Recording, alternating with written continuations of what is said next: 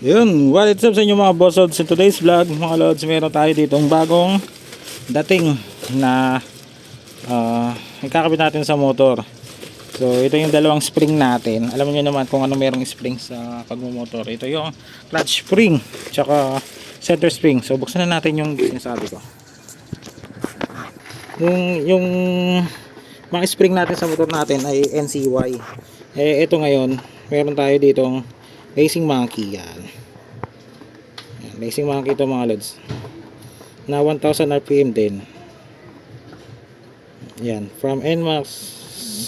Then mayroon naman tayo dito clutch spring. And same yan mga lods, na Racing Monkey na spring. Tag 1000 RPM yan mga lods. Kasi yung nakakabit sa motor natin ay NCY, same din na brand. So magpapalit tayo ng same RPM para mapag-compare natin siya mga lods, di ba? And then gagawa natin din ng video yan mga lods, sa comparison natin yan. Yan. So ikakabitan natin tong clutch spring, then center spring, right? Let's go.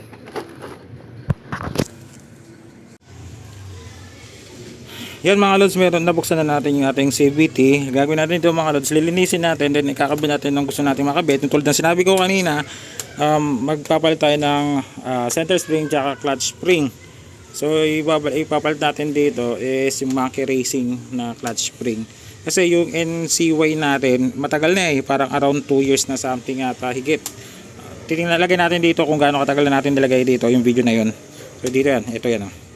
So yun, gagamitin natin to syempre nung nability natin, yung tulad ng nakarang video natin.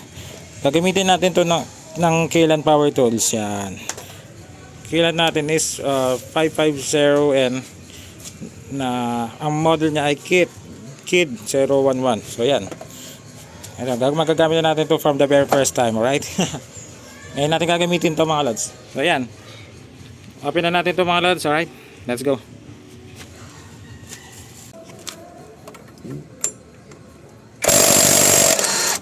Ayan. Ito ang ating bell. Ayan, tanggalin natin siya. Ang dumi na rin, no? Ayun, kita nyo yung dumi, oh. Oh, ayun, iyak. Ayun, yakas.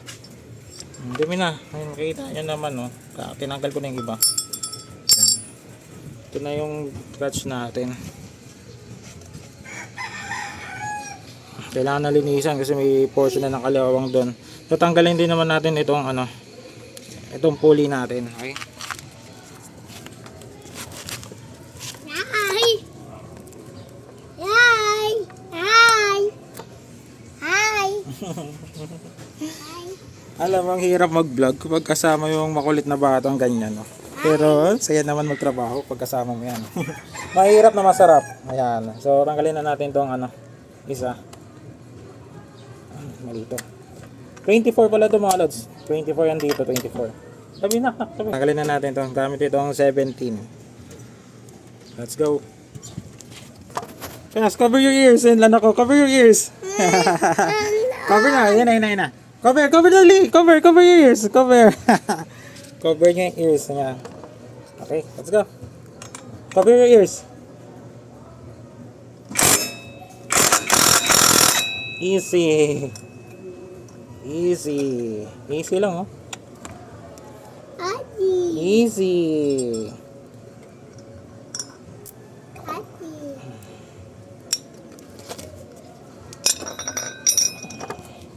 So yun, tanggalan natin. Ngayon, lilinisin na rin natin yan. Papakita ko sa inyo para na ikakabit ko na yung yung ating mga springs.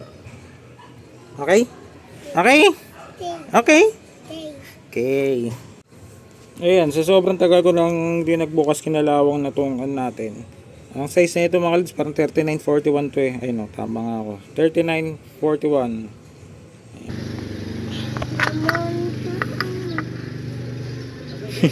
Cover here, sige. Pasik ko.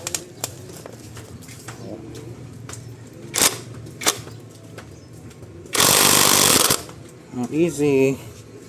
Tanggal na natin.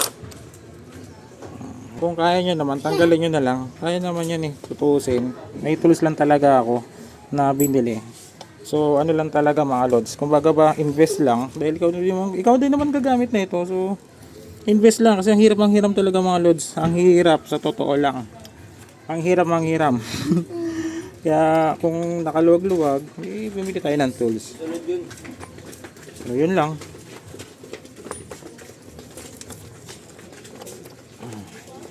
Di ba? Ayan, may tools ako, ayan oh. Oh, di ba? May tools tayo na nagagamit. Then may kulit tayong batang nangungulit. No! Ay, di ba? Ang kulit. Kas no. Nagagalit si Papa kasi pakalimero ka. Ayan ang mga lods. Yung center spring natin, kalat lang kasi dito yung anak ko, ang hirap gumalaw eh. Ang kulit eh. So napakadumi na siya. So langkitik na mga lodi kaya no, lupit. Mga lods, ang dumi oh. Yun oh, kita nyo. Kailangan talaga yung maintenance mga lods. Maintenance lang talaga. Ako, tagal ko kasi din nabuksan yung natin yung part na ito, pero hindi ito madalas ko. Kasi dating lang nung kilat natin.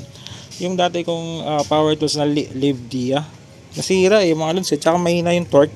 Ito talagang malakas. So yun, invest lang talaga sa saktong brand. Yan, magandang brand din naman kasi natanggal ko nga eh, di ba?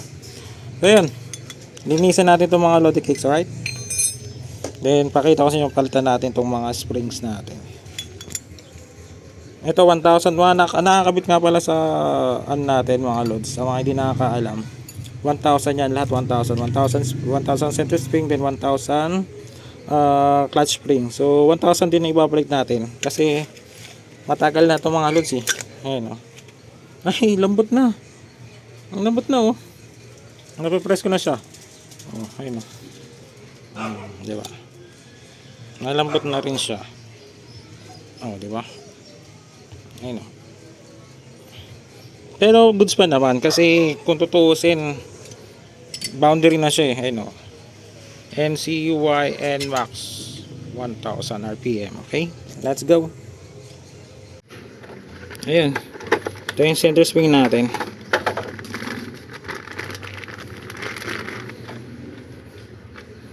Compare natin yung sa ano. Uy, mas mataas. Ba't ganun? Mas mataas yung ano, Racing Monkey. Ayun o, sa NCY. Di ko alam kung bakit ewan ko, comment na lang dito sa comment section mga boss. Di ko alam mga lods bakit mas mataas yung sa Racing Monkey. Okay, I don't know, keep testing natin. Okay, then yung ano, syempre yung ano, syempre mas matigas yung bago. Yan mga lods, sabay na natin pag-regrease ng torque drive natin. Ayun, makikita nyo yung kanyang grasa is ano na, parang expired na, kumbaga kailangan na natin mag-regrease. Alright, ayan, ito mga lods, inaangat lang to mga lods. Ito inangat ko lang to, pinihit ko lang yan para matanggal na to. Ayan, kung makikita nyo yan alright, so mag-regrease na tayo. Gamitan natin ng high temp. Yan mga lods, nakita nyo na regress na natin yan. Ayan. Punasan lang natin yan mga lods para hindi magkalat. Kasi may nangyari yan sa Aerox ng kuya ko. Nagkalat yung yung nagpagawa siya ng torque na ganito. Sumobra yung mga langis-langis. So nagkalat siya din sa torque drive. So nagkaroon ng dragging. So isa yan sa dahilan kung bakit nagka-dragging ang motor. Okay? Meron akong video yan at napatunayan ko yan mga lods. Na sobrang grasa na kumalat sa torque drive, napunta sa bell. Ayan, nagda-dragging. Ayan, okay na yung ano natin, okay na yung torque drive natin, nagrasahan na natin yan, ready na. Ayun, pero mukhang mataas talaga yun oh. Napabothered lang talaga ako mga lods kasi parang laki niya oh. Ulit-ulitin ko yan oh. Tangkad, mas matangkad siya, pero tingnan natin kung ano mangyayari.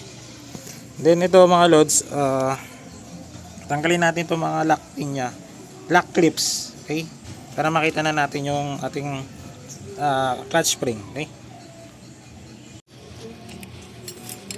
ayan mga lods, nandito yan mga lods. Ayan, sa mga hindi nakakaalam, syempre gusto ko din isa sa inyo. Ito mga lods, susukitin mo lang ito pag ganyan, no? Prepare sa inyo lang, pak, ganyan, para bumukas, umangat yan, okay? So yun lang. Then linisin natin itong dumi, oh. Linisin natin ito mga lods bago natin kabit yung ating center spring. Itong center spring natin na 1,000. Racing Monkey, okay, let's go. Yan mga lods, wala akong special tools kaya nahirapan din ako pagtanggal na ito. Itong kanina, ito. Saan ba yung stock? Pinagpalitan na ito. Nahirapan ako mga lods kasi wala akong special tools. Kaya yun, nagkanta sira na itong NCY na pinagpalitan natin. So ito yun. Then, maganda nun, madali lang yung pagkabit. So itong pagkabit lang, ganyan lang. Then dito mo lang ilalagay dyan. Yan, gaganon mo lang. Basta gano'n mo lang yung mga lods. So, mahirap kasi, hawak ko cellphone. So, yun. Ganun lang, okay? So, yun, nakabit na natin itong catch spring natin na 1,000 na Racing Monkey. So, bibilisan ko lang tumalod kasi baka makapiright tayo. May nagpapatugtog. Okay, let's go. Ang bola pala natin this JBT pala na 11. Okay, let's go.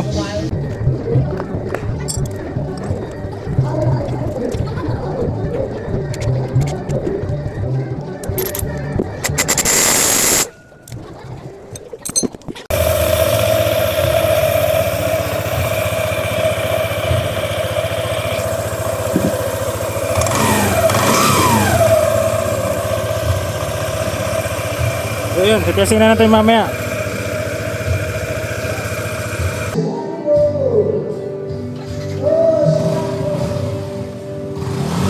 Yun mga lods, testing na nga pala natin itong mga springs natin. So ayun, naramdaman natin na bumalik na yung dating amba ng motor natin. So far so good naman ngayon mga lods. At nasatisfied naman ako sa nabili natin.